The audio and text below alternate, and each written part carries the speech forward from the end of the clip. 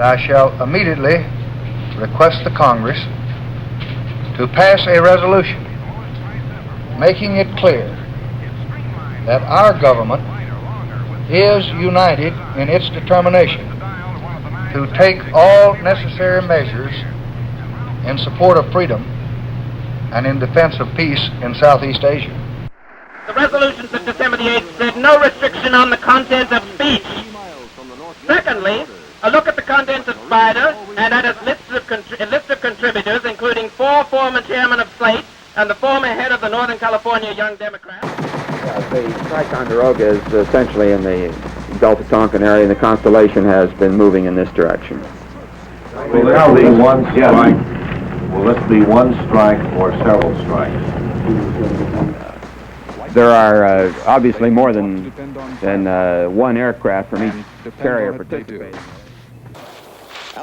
There has been nothing like it since President Roosevelt's visit to North Africa in the wartime year of 1943. No president has been closer to battle. The American flag flies on the Citadel Wall. Who have enough firepower anyway. And the job is now done for Delta Bravo Company. Make sure you identify a target.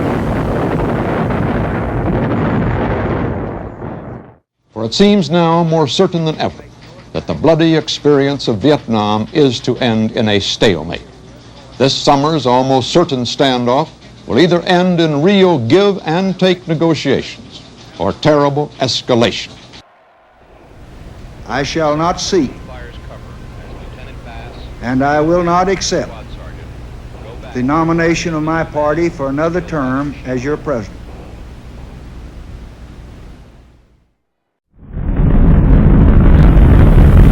If you're the kind of praise, you might pray that these other brave men, the 3rd Platoon of A Company, all leave this terrible place safely and come home to you next Christmas. This is Charles Kuralt. In moments, clouds of tear gas covered the center of the campus. The students fell back over a hill, answering the guardsmen with rocks. Suddenly, from over the hill, there was rifle fire. I've asked for this television time tonight to make public a plan for peace that can end the war in Vietnam. The offer that I shall now present on behalf of the government of the United States and the government of South Vietnam, with the full knowledge and approval of President Thieu, is both generous and far-reaching. We believe that an agreement is within sight.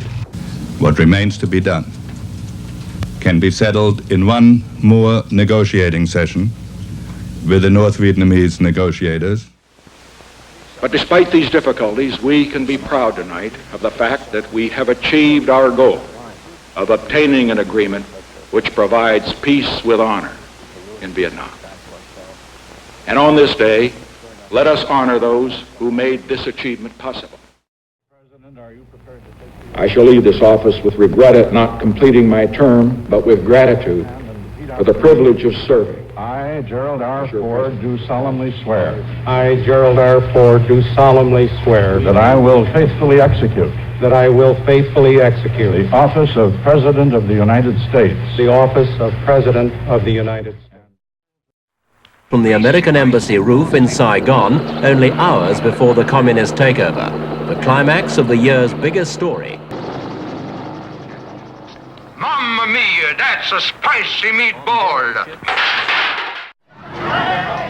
In Vietnam's cities, scenes of unbelievable chaos and desperation, every man for himself.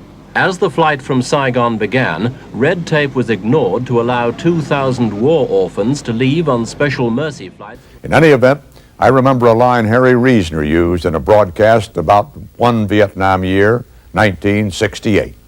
History, he said, never discloses its alternatives. What you've seen is not what might have been, but the way it was.